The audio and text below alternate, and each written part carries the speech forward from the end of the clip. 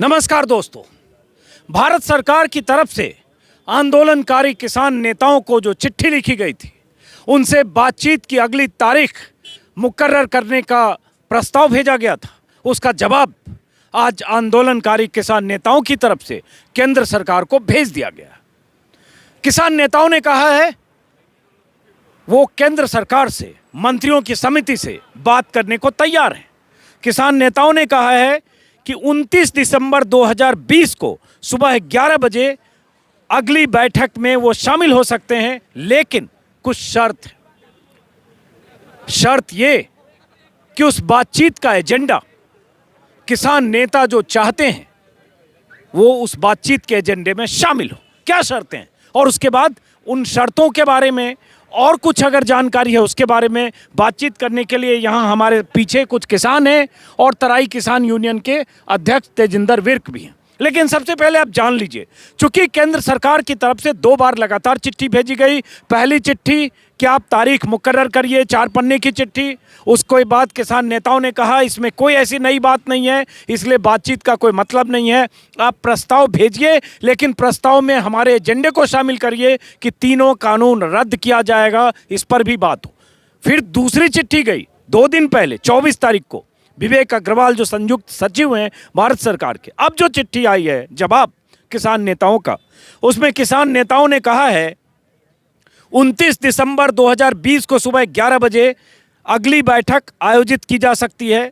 हमारा प्रस्ताव है कि किसानों के प्रतिनिधि इसमें शामिल होंगे।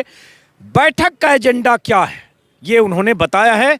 उन्होंने 4 एजेंडा बताया है कि इन एजेंडे को उस बैठक में शामिल किया जाए। बातचीत के टेबल पर यह एजेंडा हो। क्या एजेंडा? पहला, 3 कृषि केंद्रीय कानूनों को रद्द करने के लिए अपनाए जाने वाली क्रियाविधि, मॉड्यूलिटीज, कि ये 3 कानून कैसे रद्द होंगे। उसके बाद सभी किसानों और कृषि वस्तुओं के लिए राष्ट्रीय किसान आयोग द्वारा सुझाए गए लाभदायक एमएसपी की कानूनी गारंटी देने की प्रक्रिया और प्रावधान क्या होगा। वही बात कि एमएसपी की गारंटी देने की प्रक्रिया क्या होगी।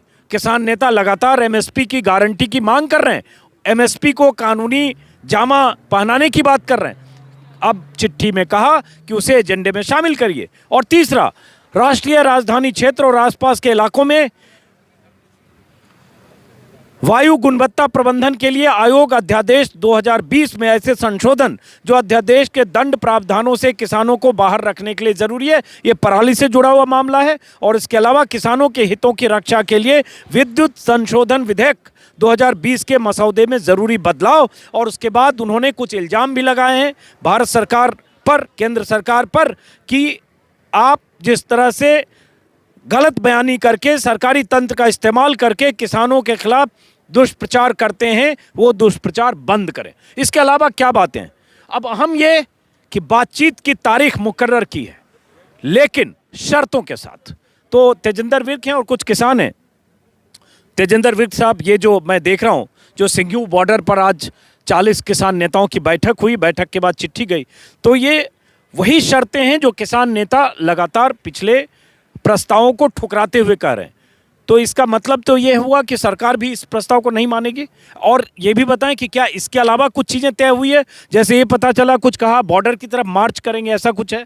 नहीं, बिल्कुल अजीत जी, कि सरकार लगातार ये कह रही थी कि किसान बात को ठुकरा रहे हैं। तो हमने प्रस्ताव भेजा है कि हमारा एजेंडा ये है, समय भी दे दिया, तारीख भी दे दी, 29 तारीख को हम वार्ता करने के तैयार हैं ऑन टेबल। लेकिन पहले हमारे एजेंडे पे आप बताइए कि इस एजेंडे पे बात होगी। एक तो शर्त ये है। दूसरा, जो आपने कहा कि कार्यक्रम क्या है, आज हमारी संयुक्त मोर्चे की सिंघू बॉर्डर पर मीटिंग थी। उस मीटिंग कर हमने एक तो हरियाणा और पंजाब के जो टोल हैं वो हमेशा के लिए फ्री रहेंगे, एक फैसला ये लिया है। और 27 और 28 तारीख को हम जो हमारे साहबजादे हैं अजीत सिंह जुझार सिंह, उनका जन्मदिन, शहादत दिवस जो है, उसे मनाया जाएगा सभी बॉर्डरों पर।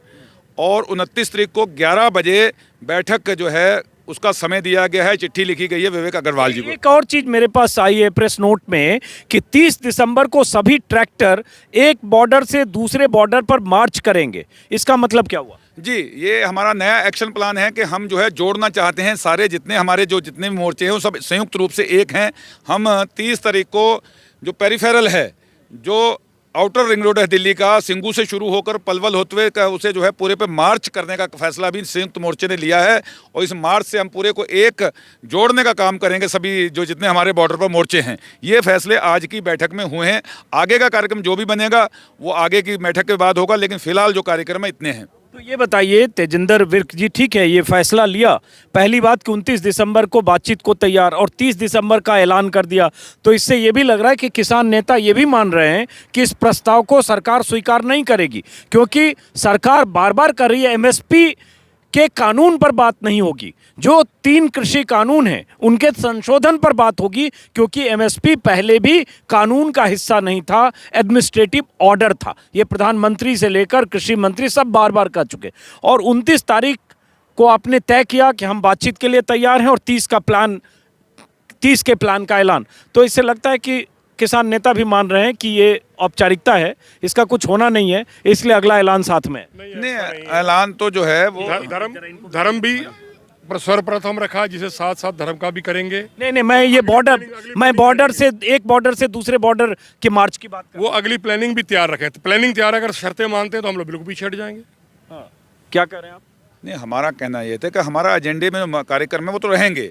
अब सरकार से वार्ता होगी, उसमें निष्कर्ष निकलेगा नहीं निकलेगा ये सेकंड चीज़ है। अगर वार्ता में निष्कर्ष निकल जाएगा तो बात खत्म हो जाएगी, नहीं तो हमारा अब इमीडिएटली प्लान तो नहीं बन सकता। 29 को बैठक रद्द हो जाए, अगले दिन क्या करेंगे, एक्शन प्लान तो हमारा रहेगा, वीकली बनता है। आज का एजेंडा आज की बैठक में तय हुआ है, आगे में फिर आगे की रणनीति बनाएंगे।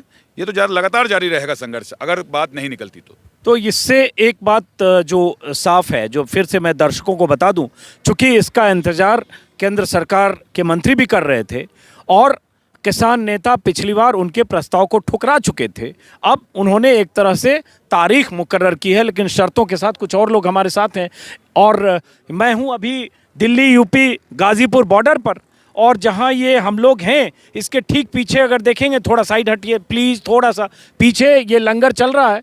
अभी रात के करीब 8 बज रहे हैं और पीछे लंगर चल रहा है, उसके पीछे स्टेज है। हर रोज़ मैं आपको ये इलाका दिखाता हूँ। ख़ास बात यह है कि कल रात से आज 24 घंटे के भीतर यहाँ बहुत बड़ी तादाद बढ़ी है। हज़ारों किसान, युवा तराई इलाके से, यूपी के अलग अलग इलाकों से कल रात से लेकर आज शाम तक पहुंचे हैं और यहाँ भी मोर्चेबंदी कुछ सिंघू बॉर्डर पार्ट 2 की तरह हो रही है। पीछे 1-1.5 किलोमीटर तक किसान है। अब सवाल उठता है, जिस मुद्दे पर मैं बात कर रहा था, आप कहाँ से आए? रामपुर से। तो अब जो चिट्ठी लिखी गई है किसान नेताओं की तरफ से, पता नहीं आपने सुना कि नहीं जो मैंने बताया, उससे फिर लगता है कि सरकार तो इस प्रस्ताव को नहीं मानेगी, क्योंकि सरकार कह रही है कृषि कानूनों में संशोधन पर बात करिए, लेकिन इसमें पहली बात ही लिखी है कि कैसे ये रद्द होगा उसकी मॉडलिटीज़ पर बात करिए। तो जाहिर है ये होना नहीं है। इसके अलावा जो बाकी एमएसपी को कानून बनाने की बात है, सरकार पहले मना कर चुकी। तो ये मान लें कि ये बातचीत अब नहीं होगी, ये इसका मतलब यही निकल रहा है। वो तो फिर सरकार की मर्जी है। हम तो जो शिम्बू बॉर्डर से जो भी आदेश निकलेगा उसका पालन करेंगे। सब किसान जैसे वो कहेंगे, जो वहाँ से एजेंडा हमें मिलेगा हम तो उसी का पालन करेंगे। तो अगर इस तरह से अब ये बातचीत नहीं होगी, अगर जो मुझे लगता है, क्योंकि सरकार इन शर्तों के हिसाब से शायद बातचीत को तैयार नहीं हो, तो जब तैयार नहीं होगी तो फिर तो ये आंदोलन फिर अनवरत हो जाएगा। तो उसके लिए आप लोग तैयार हैं? तो इसकी जिम्मेदार तो सरकार है, फिर वो तो चलता रहेगा। अब इलेक्ट्रॉनिक मीडिया पे एक ही प्रचार कर रहे हैं कि हम तैयार हैं बात करने के लिए। हम भी तैयार हैं बात करने के लिए, बुलाएं तो सही, पहुँचे तो सही वहाँ। अगर पहुँचने से पहले ही रिफ्यूज़ करते हैं तो that all and the best, ठीक है उनके लिए जो है। अब पहले तो बुलावा भेजते हैं, चिट्ठियाँ भी भेजते हैं, जाए एक बार, सुना भी जाए उन्हें। और आगे का टाइम टेबल बना रहा है, जैसे कि एकदम तैयार ना करना पड़े, आनंद फानन में कोई गलत कदम ना उठाया जाए, इसलिए टाइम टेबल लेके चल रहे हैं सब। इसमें 2 जो मुद्दे और हैं, थोड़ा अगर आप लोग पीछे हटेंगे, 2 मुद्दे और हैं। एक शुरू में मैंने बताया ही कि कानून को रद्द करने की मॉडलिटीज़ क्या होगी, दूसरा एमएसपी, तीसरा जो ये है वायु गुणवत्ता प्रबंधन के लिए अध्यादेश, ये पराली जलाने वाला है, और उसके बाद चौथा है किसानों के हितों की रक्षा के लिए विद्युत संशोधन विधेयक। इसमें क्या मुद्दे हैं जो आप चाहते हैं कि ज़रूरी बदलाव इसमें जो लिखा हुआ? देखिए, पराली का एक ऐसा कानून बना दिया, 1 करोड़ रुपए का जुर्माने का प्रावधान कर दिया कि पराली जलाएगा। इतना बड़ा इशू है कि एनजीटी दिल्ली के अंदर धुएं का सवाल आप लगातार देखते रहे हैं कि इस साल इतने मुकदमे, जेल तक किसानों को अगर पराली का धुआं थोड़ा सा भी उठ गया तो लोगों को जेल भेजने का काम कर दिया उत्तर प्रदेश के अंदर। और हमारा मांग ये है कि अगर धुआं, आप प्रदूषण की बात कर रहे हैं, तमाम आपकी फैक्ट्रियां चल रही हैं, उनसे इतना धुआं निकल रहा है, उस पर सरकार कहीं इनिशिएटिव नहीं लेती।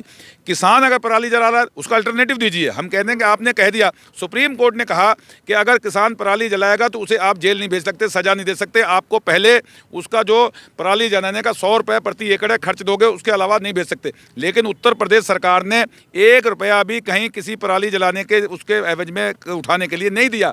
उल्टा जो है, जो लोगों ने पराली जलाई, जब सरकार अपने वादे से मुकर गई, पराली जलाने के पैसा नहीं दे रही है, तो सुप्रीम कोर्ट ने कहा है, तो किसान क्या करेगा? या तो अल्टरनेटिव दीजिए, उसका कैसे उसका जो है अवशेष जो है कहाँ लेके जाए, कैसे उठाएगा जो है पराली के।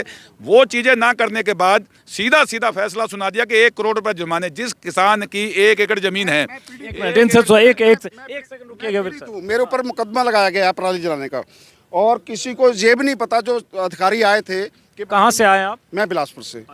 क्या शुभ नाम हो आपका? मेरा कमलजीत सिंह। क्या मुकदमा लगाया गया? मेरे ऊपर पराली जलाने का मुकदमा लगाया गया कि आपने पराली जलाया है। अधिकारी आए, उन्होंने देखा, उनको ये भी नहीं पता था कि इसका प्लाट कहाँ पर है, कहाँ पर नहीं है। घर बैठे मेरे ऊपर मुकदमा कायम किया, तो गलत फर्जी मुकदमा। जी मुकदमा मेरे ऊपर कायम किया गया। मैं आज अदालत में उसका मैं केस लड़ रहा हूँ सर। मैं चलिए। पीड़ित हूँ। चलिए, ऐसे किसान भी हैं जिन्हें लगता है पराली जलाने का, जैसा इन्होंने बताया, फर्जी मुकदमा, और कुछ ये कि छोटे किसान है, अगर पराली जलाई, एक बीघे वाले, 1 एकड़ वाला किसान, इसका है, कंपनियों का है, इनका हो रहा है, तो ये पोल्यूशन नहीं है, फैक्ट्रियों का पोल्यूशन नहीं है। लेकिन एक बात बताइए, छोटी सी बात, चूंकि मैं दूसरे मुद्दे पर कर रहा था कि अगर प्रदूषण हो रहा है दिल्ली में और सांस लेना मुश्किल हो जाता है, ओनली 5% है जो काश्तकारी से हो रहा है, जब पराल से हो रहा है पोल्यूशन, ओनली 5% है। बाकी जो 95% है ये तो इसका फैक्ट्रियों का है। इन पे क्यों नहीं मुकदमे हो रहे हैं सर? एक किसान के ऊपर मुकदमे कायम हो रहे हैं, क्यों हो रहे हैं भाई? तो क्या उपाय होना चाहिए जिससे पराली वैसे जलाई ना जाए और वैसे प्रदूषण ना हो? इनके कोई साधन उपलब्ध कराए जाएं, गवर्नमेंट साधन उपलब्ध कराए जिसके लिए हम पराल को, इसका सिस्टम हो कि हम पराल का कहीं ना कहीं उसको डैमेज की जाए। वहाँ हमें कोई ऐसा सिस्टम ऐसा भी पता चला कि दिल्ली सरकार ने कुछ ऐसा किया है कि केमिकल के जरिए आप उसको, हम ऑन टीवी पे देखा है, उन्होंने कोई केमिकल की स्प्रे करवाई है जिससे वो नष्ट हो रही है, लेकिन हमारी यूपी गवर्नमेंट तो कुछ नहीं कर रही है। सही बात है, कर रही है हमारे ऊपर। कुछ जगह है, कुछ जगह नहीं है, और कुछ जगह विज्ञापन में हो सकता है सिर्फ वो जमीनी हकीकत से दूर हो। फिलहाल मेरा मकसद ये था जानने का कि इसका मतलब क्या सरकार इन प्रस्तावों के हिसाब से बातचीत की अगली तारीख अगर 29 दिसंबर 2020 सुबह 11 बजे है, तो क्या इस एजेंडे के मुताबिक जो किसान नेताओं की तरफ से दिया गया बातचीत होगी? मुझे लगता है, आपको किसी को लगता है कि सरकार तैयार होगी और बातचीत होगी? उम्मीद दिखती है? नहीं सर, सरकार तो बातचीत करने को तैयार ही नहीं है। ये तो एक अवंडा मीडिया का चल रहा है कि इसके लिए, क्योंकि यहाँ दिखाई नहीं रहे हैं, क्योंकि जितनी मीडिया चल रही है उसको पता ही नहीं है सरकार है। हम किसान हैं, हम देख रहे हैं, पीड़ित हैं, वहाँ से आए हुए हैं, हमें कोई किसान ही नहीं मानता। हम यूपी से लेकर यहाँ तक आए, 20 जगह हमारी गाड़ियाँ चेक हुई है, फ़ोटो लिए हैं, आपका मोबाइल नंबर बताओ, अपना आधार कार्ड दो, क्या ज़रूरत है? हम एक आरक्षण के लिए जा रहे हैं, वहाँ बिलासपुर से निकले, हमें 100 किलोमीटर दूसरे रोड पर भेज दिया गया कि आप तो किसान ही नहीं हो। कम से कम एक तो सर पता तो चले हम किसान हैं, या हम अपना कहाँ बताएं कि हम किसान नहीं हैं। आप कहाँ से आए हैं? आपको लगता है कि बातचीत होगी 29 दिसंबर को कि इस प्रस्ताव के? हम, मुझे नहीं लगता, अब तक उम्मीद नहीं है। इस गूंगी बैगरी सरकार से तो उम्मीद नहीं है, इनसे कोई उम्मीद नहीं है। यहाँ कोई है जिसको लगता है इस प्रस्ताव के बाद 29 तारीख को बात होगी? हालांकि बात होनी चाहिए, लेकिन किसी को लगता है बात होगी? आपको लगता है इस प्रस्ताव आपने सुना जो भेजा गया, लगता है बात हो पाएगी? नहीं जी। क्यों ऐसा लग रहा है? हो ना हो, नतीजा कोई नहीं आएगा, ये फाइनल है। नतीजा कोई नहीं आएगा, बात हो या ना हो। इसीलिए बैकअप है जो आप कह रहे हैं ना कि उसके बाद का आपने क्यों बनाया, ये इसलिए बनाया गया है कि अगर ये नहीं कुछ करते हैं तो हम अपना अगला कार्यक्रम तो रखें, हमारे लोगों को पता तो हो कि आगे करना क्या है और होना क्या है। तो क्या करना है आगे, क्या होना है? कि जैसे ट्रैक्टरों का बनाया है इन्होंने, ट्रैक्टर रैली निकालनी है, हर बॉर्डर पे जाना है, वही चीज़ें। अब आखिरी एक सवाल विर्क साहब, कि ये जो कहा गया कि एक बॉर्डर से दूसरे बॉर्डर की तरफ मार्च करेंगे, हालांकि अभी भी मैं समझ नहीं पा रहा हूँ, 30 तारीख उस प्रेस विज्ञप्ति में देखा, बीकेयू की किसान यूनियन की प्रेस विज्ञप्ति में, मार्च करने के लिए जहां आप हैं, यहाँ से पीछे 200 मीटर दूर पुलिस ने बैरिकेडिंग कर रखी है, उससे आगे नहीं बढ़ सकते। वैसे ही सिंघू बॉर्डर पर है, वैसे ही सारे बॉर्डर पर, टिकरी पर भी है, कुंडली पर भी है, शाहजहांपुर में भी, सब जगह। तो ये तो आपने किया, लेकिन ऐसे तो बैरियर तोड़ के और पुलिस की बैरिकेडिंग तोड़ के तो नहीं जा सकते? नहीं, ऐसा नहीं है। जो कुंडली आपका बॉर्डर पे जो जाम है वो पेरीफेरल तक है, पेरीफेरल उसके बीच में है, लेकिन अभी पेरीफेरल बंद नहीं किया है। उस पेरीफेरल पर सिंघू वाले आसानी से आ सकेंगे। हम भी अगर जरूरत पड़ी तो पीछे जाना पड़ेगा, आगे नहीं है। पेरीफेरल पे हम चलेंगे, पेरीफेरल पे हम पूरा आउटर रिंग पे चलेंगे और वो कार्यक्रम सफल होगा। चलेंगे और जहाँ कहीं रोकने की कोशिश होगी वहाँ पे जो स्थिति होगी उसके बाद उस पर देखा जाएगा। लेकिन वो मार्च का कार्यक्रम तय है, मार्च करेंगे और होगा। चलिए, तो इन्होंने कहा अब इसमें टकराव की भी आशंका हो सकती है प्रशासन से, पुलिस से। टकराव तो सरकार 26 तारीख से ले रही है। किस दिन हमसे टकराव नहीं किया, कहाँ हमें नहीं रोका। 26 तारीख को पानी की बुछारें, लाठी चलाई, पानी सड़कें खोद दी। कल हम उत्तराखंड से आ रहे थे तब बैरिकेडिंग लगा दी, जगह जगह पे हमें रिप्रेशन कर रही है सरकार। तो कहाँ दमन नहीं हो रहा? दमन तो हम झेल ही रहे हैं, दमन झेलते हुए आगे चलेंगे। ऐसी नहीं है कि दमन होगा तो रुक जाएंगे कहीं पे। चलिए, आपने क्या कहा? किसानों की तरफ से नहीं होगा। किसानों की तरफ से जो दंगा फसाद नहीं करेंगे, शांतिपूर्वक जाएंगे। जैसे हमारे हुक्मरान हमें हरा करेंगे, जैसे करेंगे वैसे ही चलेंगे, शांतिपूर्वक चलेंगे। चलिए, अच्छी चीज़ है, होना यही चाहिए कि आंदोलन, जैसे सुप्रीम कोर्ट ने भी कहा राइट टू प्रोटेस्ट, आपको प्रोटेस्ट का अधिकार है, लेकिन शांतिपूर्ण होना चाहिए। आओ और आगे आगे पर प्रोटेस्ट करो। चलिए, शुक्रिया। तो फिलहाल इंतजार करते हैं किसानों की तरफ से, किसान नेताओं की तरफ से। अब सरकार को चिट्ठी चली गई तो किसान नेताओं ने गेंद अब सरकार के पाले में डाल दी है। अब सरकार का क्या जवाब आता है उसका इंतजार करते हैं। फिलहाल इस वीडियो को दोस्तों ख़त्म करता हूं। NH24 से फिर मुलाकात होगी किसी और वीडियो में। नमस्कार।